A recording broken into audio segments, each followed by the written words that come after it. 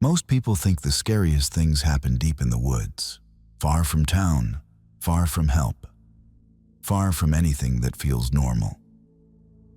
But the truth is, sometimes the scariest things happen right where you'd least expect them, on a street you've driven past your whole life, in a house that looks old, but harmless, quiet, forgettable, and sometimes the monster doesn't chase you through the forest. Sometimes he orders DoorDash. This happened to me on a night that felt completely average. No weird vibes, no warnings, just another delivery and a long shift that I wanted to finish so I could go home. One time, I had a delivery to this old-looking house at night. Not ancient, not abandoned, just old enough to feel wrong. Like if you touched the siding, it would crumble into dust. The porch light flickered in a slow dying rhythm. The yard was overgrown. Every shadow felt heavier than it should have. I took a deep breath, pulled out my handy-dandy flashlight, and walked toward the house the same way I always did. Fast, quiet, get in, get out, minimal interaction, minimal eye contact, minimal chance of getting screamed at for forgetting extra ranch. The porch steps groaned under my weight. The boards sagged like they weren't used to holding people anymore. I raised my flashlight to read the house number, and then something made me look up. There he was, a man in an ET mask, standing in the second-story window, staring at me, his head tilted, perfectly still, like he had been waiting. The mask was cheap and rubbery, but in the dark, with a hallway light behind him, it looked wrong, too stretched, too alive. My heart dropped into my stomach. Without saying a word, without taking another step, I just set the delivery down on the porch, and I bailed. I turned around fast, trying not to run, trying not to look like prey, trying to pretend I hadn't just made eye contact with an alien-faced freak at 10:42 p.m. A cold chill crawled up my spine. Something in me screamed that I should not look back. But I did. The window was empty. He was gone. My stomach twisted, because people do not move that fast, and they definitely do not vanish. I speed-walked to my car, keys shaking in my hand, every step heavier, every breath shorter. I hit the unlock button. The car chirped. Relief washed over me, until I saw him, standing right in front of my car. Same mask, same tilted head, except now, he was holding a butcher's knife in one hand, and in the other, a head, a real head, a previous dasher's head, eyes still open, mouth frozen mid-scream. My body went numb. Everything inside me stopped working for a solid 2 seconds, then instinct took over. I did what anybody else would do. I swung. I full-on panic punched him, over and over, hitting rubber, bone, something that felt like neither. But my punches did nothing, like trying to fight a statue or a nightmare. My flashlight dropped from my hand and clattered across the driveway. That was my cue. I spun around, ran toward the house. The same house I had been trying to escape seconds earlier. I bolted inside, slammed the door, locked the deadbolt, threw the chain, turned the little sliding lock even though I knew it wouldn't help. I ran up the stairs, took the first step too fast, and tripped. My shin cracked against the wood, my hand skidded. Pain shot through me, but adrenaline yanked me back onto my feet. I sprinted down the hallway, looking for somewhere, anywhere, to hide. I shoved myself into the nearest closet, closed the door, and curled up into a ball. The house was silent. Too silent. Not a footstep, not a breath, not a door opening, just me, in a dark closet, trying not to pass out from fear. I stayed in there for about 2 days. 2 days without sleep, 2 days without food or water, 2 days listening for footsteps that never came, 2 days waiting for something to open the door. At some point, terror turned into exhaustion, then into a numb cold that crawled through my veins. Eventually, I knew I couldn't stay there forever. I cracked the closet door open. Light from the hallway spilled in. Dust floated in the air. No sound, no movement, no sign of anything. I stepped out carefully, each footstep slow, quiet, deliberate. I reached the top of the stairs, and he stepped out from behind the corner. No warning, no sound, just appearing. The knife came down fast. White-hot agony exploded through my body. He chopped off my arm. I screamed so hard my throat tore. Blood pulsed onto the floor. My vision flickered, but instinct pushed through the pain. Survival drowned everything else out. I grabbed the nearest doorframe with my good hand, pulled myself forward, stumbled into a bedroom, and saw a window. No thinking, no hesitating. I unlocked it, opened it, and threw myself out. Blind, bleeding, terrified. I landed on a bush. My whole body jolted. My head spun. But I forced myself up. I ran the 10 yards to my car. Everything blurry. Blood dripping down my side. I got inside. Tried to put it in drive with my right hand. Forgot that was the arm I no longer had. Had an entire meltdown in about 3 seconds.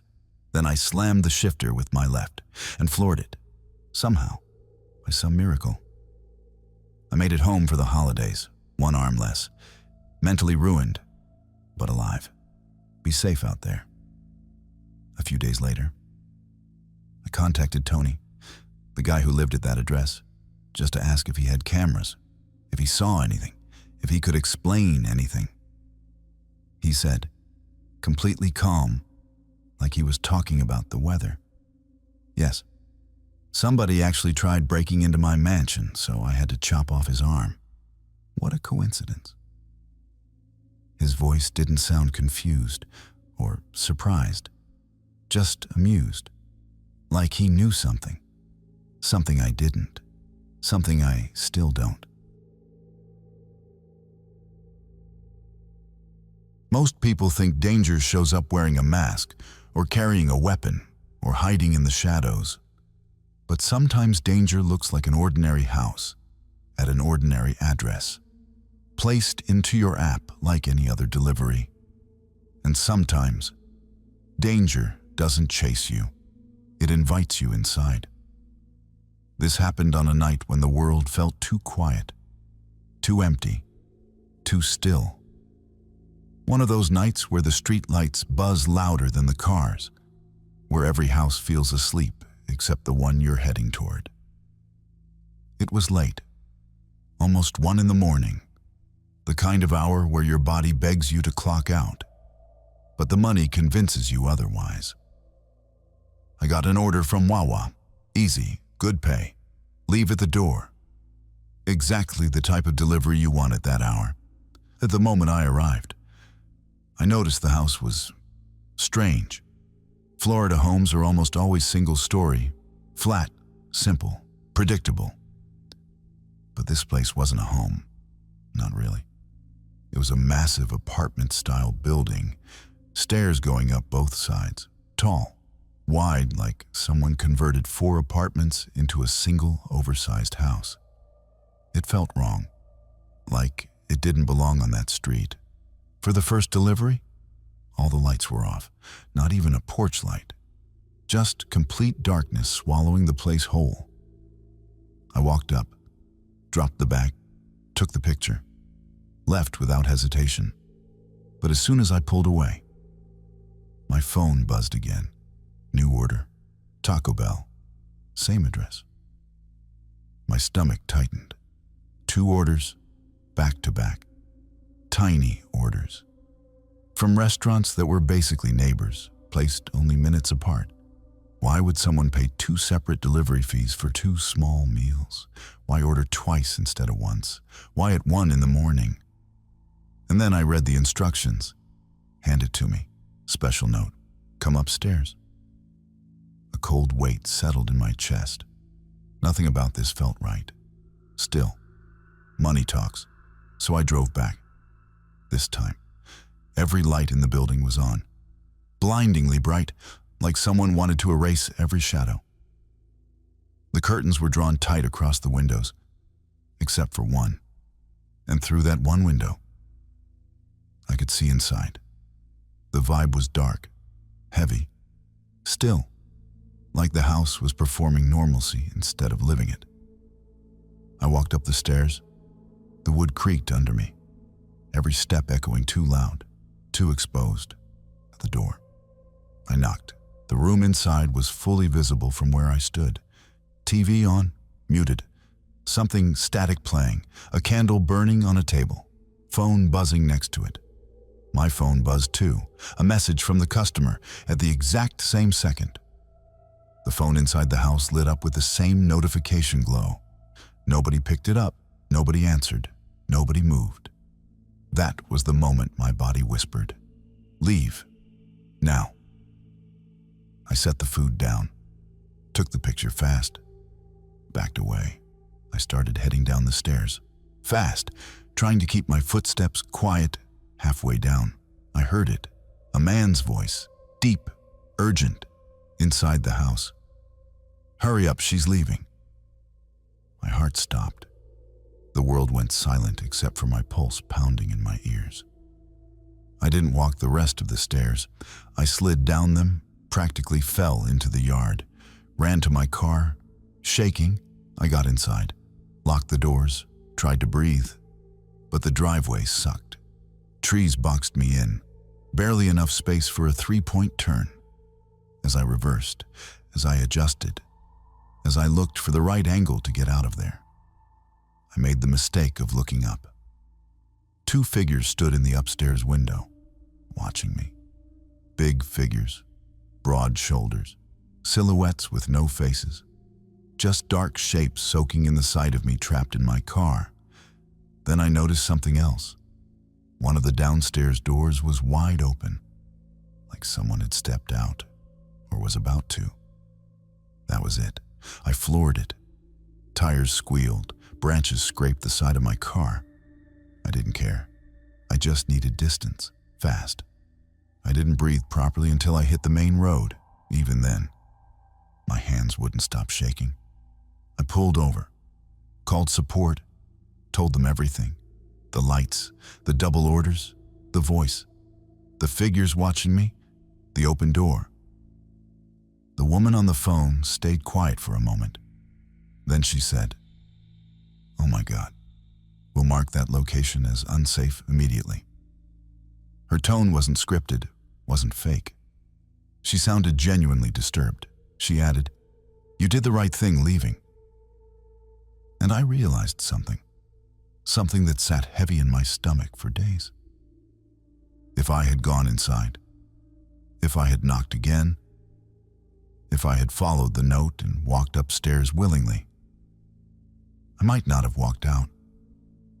I told myself I'd never dash that late again unless I absolutely had to. Because even though I'm always strapped, if they were too, and if there were more than 2 of them, I'd be outnumbered, overpowered, gone, and nobody would ever know why I didn't deliver the Taco Bell. There are places you pass every day without thinking. Places you assume are safe simply because they look like everything else. But some houses are different. Some houses pull people in. Some houses watch the street, waiting for the right car, the right driver, the right moment. Maybe those 2 figures were part of something bigger. Maybe they weren't expecting me. Maybe they were expecting anyone. And maybe they're still waiting. So if you ever get an order late at night, and the house feels wrong, and the instructions feel strange, and your instincts whisper at you to leave, listen. Because sometimes danger doesn't wear a mask. Sometimes it's standing behind a curtain, watching, smiling, waiting for you to come upstairs. Most people think the scariest places are abandoned hospitals or forgotten graveyards. But the truth is stranger than that. The scariest places are the ones that look normal until you step into them. The places that give you that feeling in your stomach, that quiet warning that something is watching you from a place you cannot see. The first time I felt that feeling while working wasn't in the city or at night, or in any of the usual spots. It was in the middle of wide open land. A reservation, a road lined with houses spaced so far apart you could barely call it a neighborhood. It was my first day. I was just trying to learn the ropes, trying to keep my GPS on track, trying not to miss any addresses. The sun was setting over the land, and everything had that orange glow that makes the world feel too still, too quiet, too empty. I pulled onto a long stretch of road, houses far apart, huge lots, no movement anywhere. Just silence and dust and long grass swaying like something unseen was brushing through it. The GPS said I was close, but the house numbers weren't matching up. Nothing looked right. Nothing lined up. And the whole time, this pressure built in my chest. Not fear at first, just an instinct, a warning.